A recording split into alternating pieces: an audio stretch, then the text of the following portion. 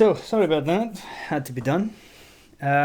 So I went through the other two guitars, the Epiphone and the Vintage, but in this case I wanted to revisit this guy, and the reason I wanted to is because I'm gonna start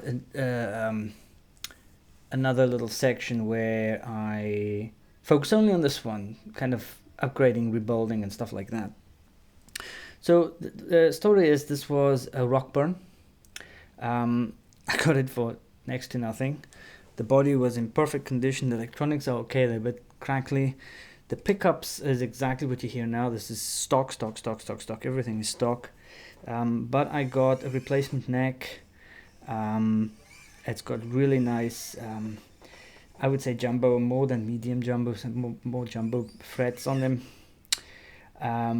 It fitted perfectly. I had a few little issues putting the neck on and getting it straight and all that, but otherwise no fret buzzes, absolutely everything is fine. There was a bit of fret sprout after a while, which I can take care of pretty easily. The machine heads are stock. They came from the original neck. Yeah, what can I say? Oh yes, I did do this whole, I'll link to it, the SG neck dive issue and how I fixed it. I basically put, it was here, there's still the hole, and I put it up front here. That really solves the neck dive very quickly. You've got to be very careful. Just look at the video, I'll link to it, that you get it in nicely so that there's enough meat and there's enough strength there. I put locking tuners in, locking, what do you call these things? Strap locks. Everything works fine. So all in all, I hardly spent any money. I just basically got the neck. This is obviously not a Warmoth neck or anything like that, but there's nothing wrong with this neck. I had luckily an old bone nut, so the original nut that was in here was that see-through plastic, looks like rotten teeth stuff kind of. So I put this one on. It stays in tune. It sounds good. The electronics are flaky. I cleaned them again with the contact spray. Makes a huge difference, but the selection is also clean. However, what I'm going to do quickly is go through a couple of things. So this is the clean.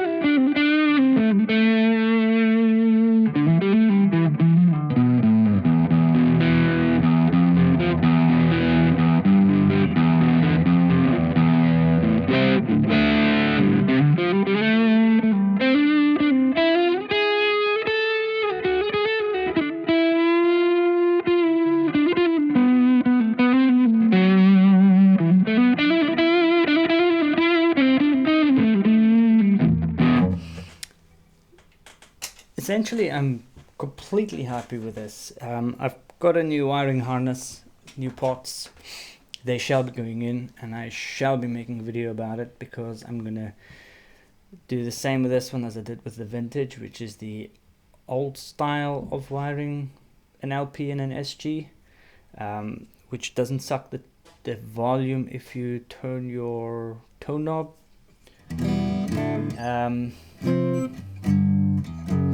So that's gonna get done. What you're hearing is it's going through my usual setup. Goes through the Musky Golden Horse as a boost, which is off at the moment. Channel 1 and channel 2 of the Blackstar HD Duo, which is the high voltage pure valve distortion. It goes into a roll boost, which is hardly never on, and then it goes into the Zoom old G1 Exxon for all the time-based and chorusy stuff. So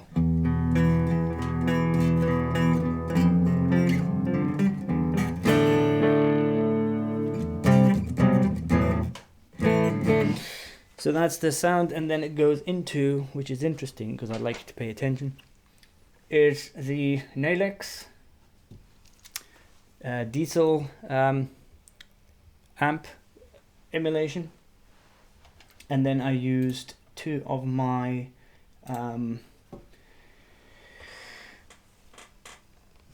IRs, speaker IRs. So this one is the Mesa Boogie 4x12 and a Laney one. The Laney one is from the Ironheart series. It's a IR I made, and these two are blended together. If you like the sound, if you like the tone, and you like these IRs, you can now go to buymeacoffee.kach.werke and you can purchase them there. If you like the videos, please, we really could use the the likes, the subscribes, and the donations. So buy yourself some IRs or some presets, some Amplitube 4 presets. I will get on with doing the Amplitube 5 presets as well. Anyway, the reason for this video is this: some questions for the guitar community. Everything about this guitar, I would take this out and gig with it every day. I've recorded with it. I absolutely love this guitar as is. Aesthetically though, there's a couple of things I'm toying with. What I originally wanted to do was replace everything that's silver with black. Didn't do that. Then I thought, no, this guitar, the body and everything is there's no scratches on it, nothing. Everything is tip top.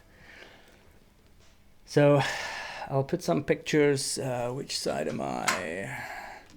Put some pictures here of the gold stuff that I want to replace everything with.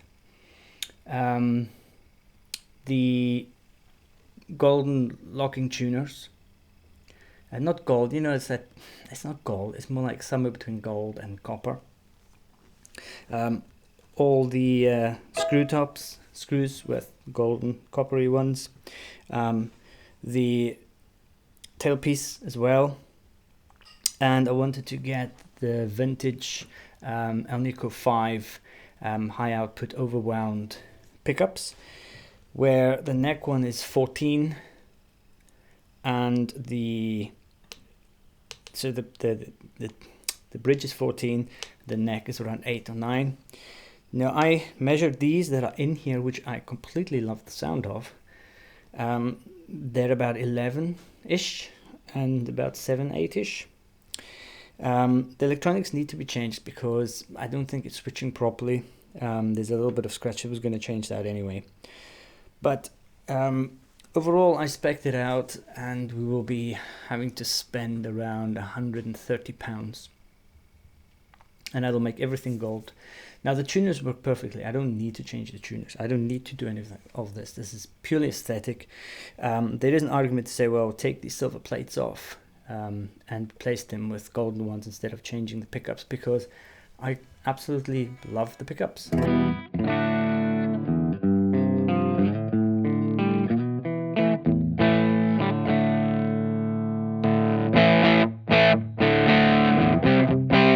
That's just the golden horse.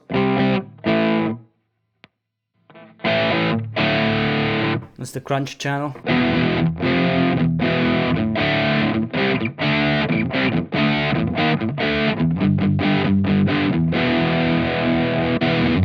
That's the distortion channel, high gain channel.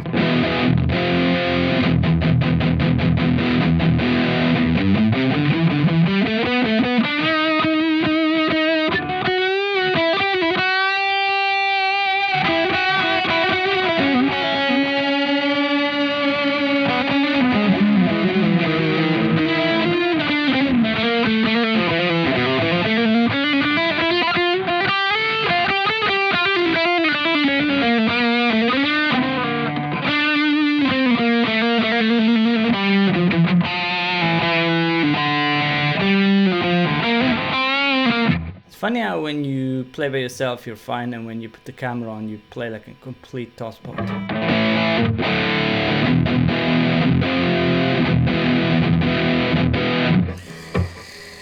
Anyway, the question is this: should I change these things just for aesthetic reasons, or should I leave it as it is? The electrons are going to get changed no matter what.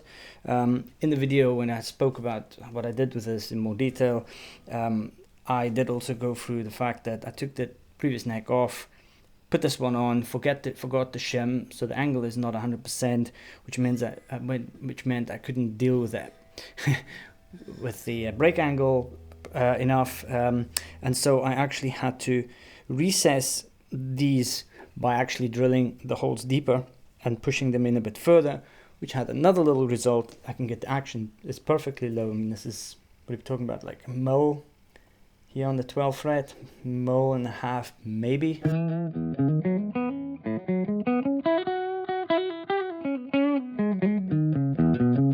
On standard tuning, I did quickly. I went down from drop C to E to standard tuning yesterday, and I fiddled a bit with the intonation, but I kind of didn't finish it.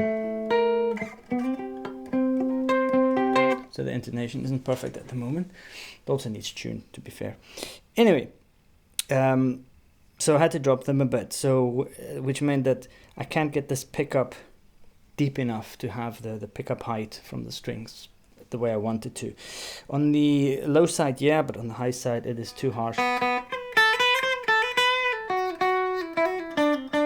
So I need to, when I do all this, I need to get a little bit more depth in this cavity here because of my fuck up here. So what I'm gonna do is it's gonna be a series. I will film getting the rewiring done in the old style, and if we do any other upgrades, that will be filmed too. And if you want to see it, what I'm gonna ask is hold on.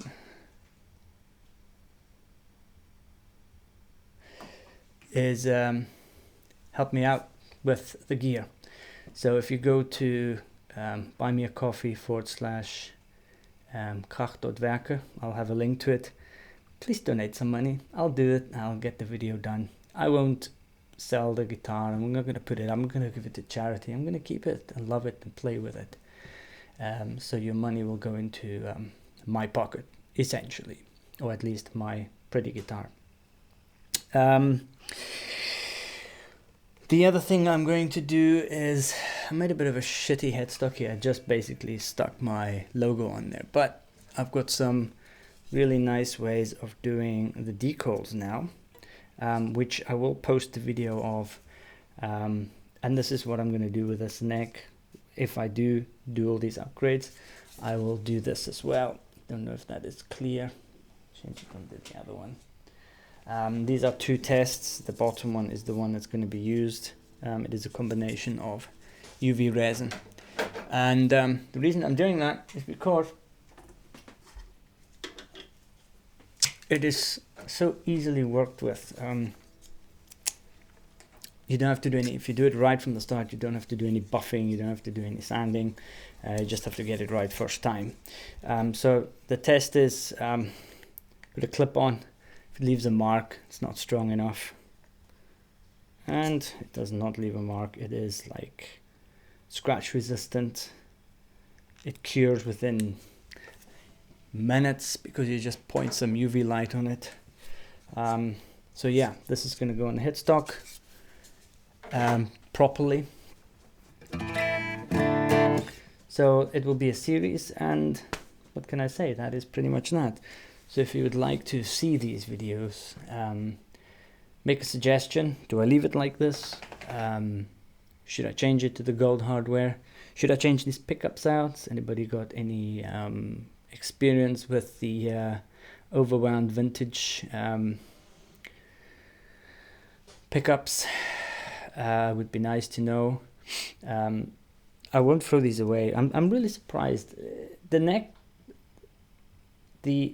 neck was fine. It was the frets were so badly worn and they were so sprouty, but actually there was not one fret buzz, and actually was super low, and it was a rock burn, right? It was, and you could see it was absolutely played to hell.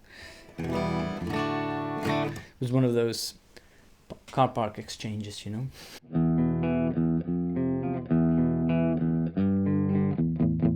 Let's give it a quick tune.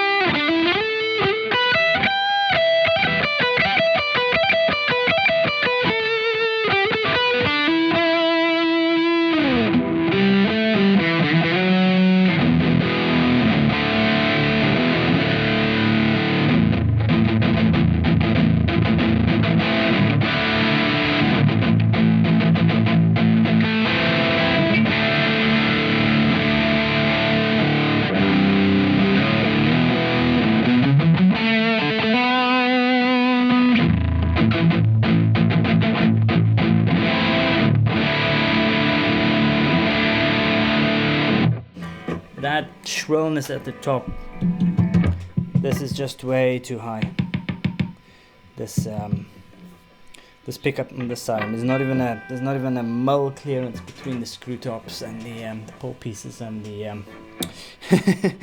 and the string, so needs addressed.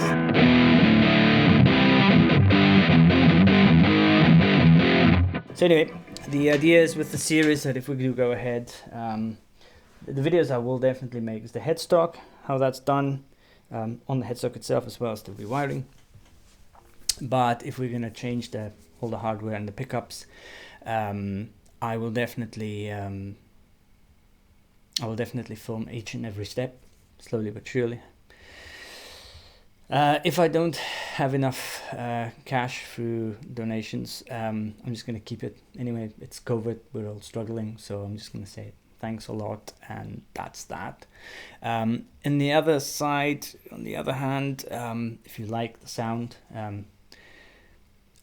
please go to Buy Me a Coffee and find the presets and the IRs, cab impulses. You can buy them there. They're cheap and they sound great. They sound like this.